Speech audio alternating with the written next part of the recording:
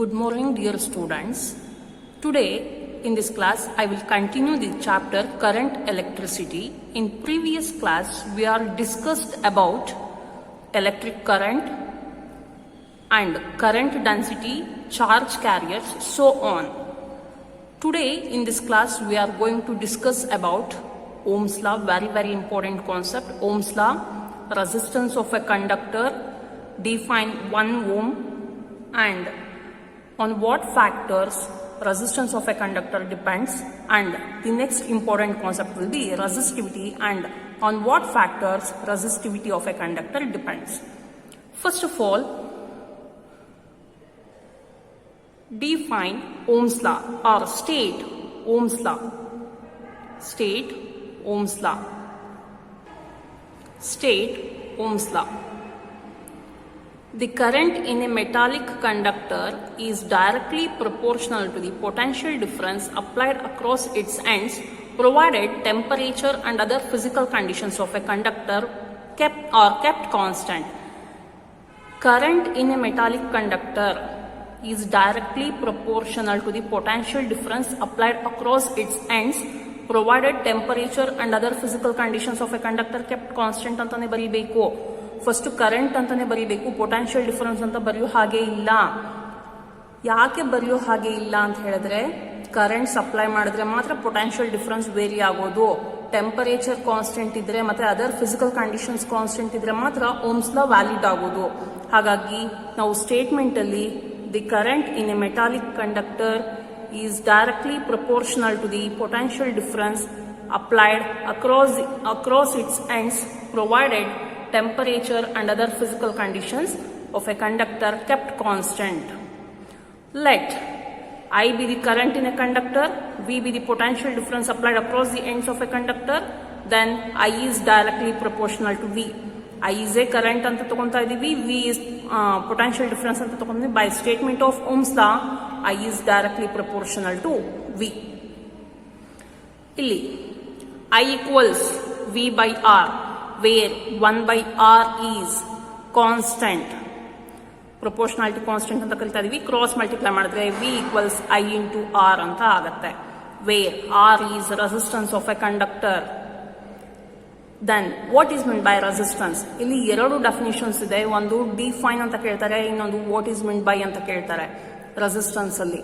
ಇಲ್ಲಿ Ohm's law ಅಲ್ಲಿ ನಾವು ಯಾವುದೋ ಒಂದು ಕಂಡಕ್ಟರ್ ಅಂತ ತಗೊಂತಾ ಇದೀವಿ, ಯಾವುದೋ ಒಂದು ಮೆಟಾಲಿಕ್ ವೈಯರು, ಅದನ್ನ ತಗೊಂಡೋಗಿ ಅಲ್ಲಿ ಹಾಕಿದೀನಿ ಅಂತ ಅನ್ಕೊಳ್ಳಿ, ಬಿಸಿಲಲ್ಲಿ ಹಾಕಿದೀನಿ ಅಂತ ಅನ್ಕೊಂಡ್ರೆ, when temperature goes on increasing, free electrons in that conductor or metal or wire will goes on increases.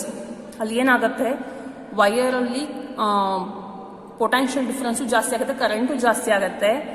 ಆಗ ಫ್ರೀ ಎಲೆಕ್ಟ್ರಾನ್ಸು ಕರೆಂಟ್ ಜಾಸ್ತಿ ಆಗಿದೆ ಅಂದ್ರೆ ಫ್ರೀ ಎಲೆಕ್ಟ್ರಾನ್ಸ್ ಫ್ಲೋ ಜಾಸ್ತಿ ಆಗಿರುತ್ತೆ. ಆಗ ಕರೆಂಟ್ ಜಾಸ್ತಿ ಆಗಿದ್ರೆ ಪೊಟೆನ್ಷಿಯಲ್ ಡಿಫರೆನ್ಸ್ ಕೂಡ ಜಾಸ್ತಿ ಆಗಿರುತ್ತೆ. ಅಥವಾ ಯಾವುದೋ ಒಂದು ಕಂಡಕ್ಟರ್ಗೆ ನಾನು ಬ್ಯಾಟ್ರಿ ಕನೆಕ್ಟ್ ಮಾಡ್ತಾ ಇದ್ದೀನಿ, ಆಗ ನಾನು ಆನ್ ಮಾಡಿದ ತಕ್ಷಣ ಕರೆಂಟ್ ಫ್ಲೋ ಆಗ್ತಾ ಇರುತ್ತೆ ಆ ಕಂಡಕ್ಟರ್ ಅಲ್ಲಿ, ಆಗ ಪೊಟೆನ್ಷಿಯಲ್ ಡಿಫರೆನ್ಸ್ ವೇರಿ ಆಗುತ್ತೆ. ಹೆನ್ಸ್ ಅಂದ್ರೆ current and potential difference are directly proportional to each other ಅನ್ನೋದು ಓಮ್ಸ್ ಲಾ ಅರ್ಥ. ಯಾವಾಗ ಕಂಡೀಷನ್ ಅಲ್ಲಿ temperature and other physical conditions constant ಇರಬೇಕು. ಟೆಂಪರೇಚರ್ ಕಾನ್ಸ್ಟೆಂಟ್ ಇದ್ರೆ ಮಾತ್ರ, ಟೆಂಪರೇಚರ್ ವೇರಿಯೇಷನ್ ಆಗ್ತಾ ಇದ್ರೆ ಕರೆಂಟ್ ಫ್ಲೋ ಆಗ್ತಾ ಇರೋದು ವೇರಿ ಆಗ್ತಾ ಇರುತ್ತೆ. It does not directly proportional to potential difference ಅಂತ ಹೇಳ್ತೀವಿ. ಇಲ್ಲಿ ರೆಸಿಸ್ಟೆನ್ಸ್ ಆಫ್ ಎ ಕಂಡಕ್ಟರ್ ಅಂತ ಇದೆ. Define resistance of a conductor ಅಂತ ಹೇಳಿದ್ರೆ ಇಲ್ಲಿ ಇದೆಯಲ್ವಾ definition, it is a ratio of potential difference applied across the ends of a conductor to the current flowing through it ಅಂತ ಇದೆಯಲ್ವಾ, ಅದನ್ನ ಬರೀಬೇಕು. Define resistance of a conductor means it's a ratio of potential difference applied across the ends of a conductor to the current flowing through it. ಇದು ಯಾಕೆ ಬಂತು, ಇಲ್ಲಿ V equals I into R ಅಂತ ಇದೆ, ಇಲ್ಲಿ V equals I into R ಅಂತ ಇದೆ. ನನಗೆ R ಬೇಕು, R equals V by I ಅಂತ ಆಗುತ್ತೆ. ನಾನು ರೇಷಿಯೋ ತಗೊಂತಾ ಇದ್ದೀನಿ.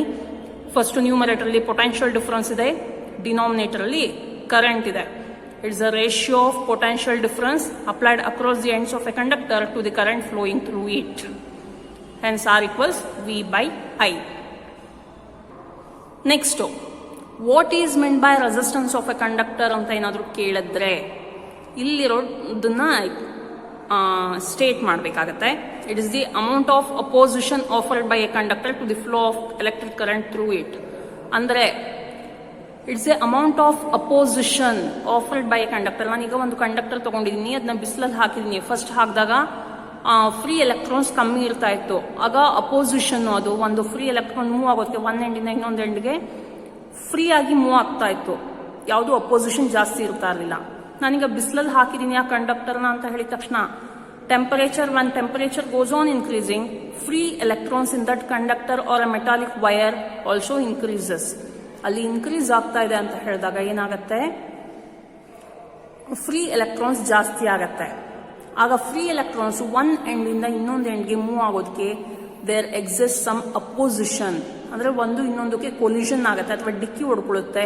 ಆಗ ಅಪೋಸಿಷನ್ ಆಫರ್ ಮಾಡ್ತಾ ಇದೆ ಬೈ ಎ ಕಂಡಕ್ಟರ್ ಅಲ್ಲಿರೋ ಫ್ರೀ ಎಲೆಕ್ಟ್ರಾನ್ಸ್ ಇಂದ.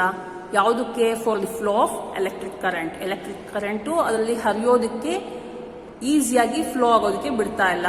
There is a opposition that is called resistance. Resistance of a conductor ಅಂದ್ರೆ what is mean by resistance of a conductor ಅಂದ್ರೆ ಏನಂತ ಹೇಳಬೇಕು? It is the amount of opposition offered by a conductor to the flow of electric current through it.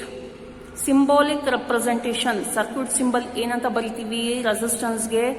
ಈ ತರ zigzag ಅಲ್ಲಿ ಬರಿತಾ ಹೋಗ್ಬೇಕು, seesaw shape.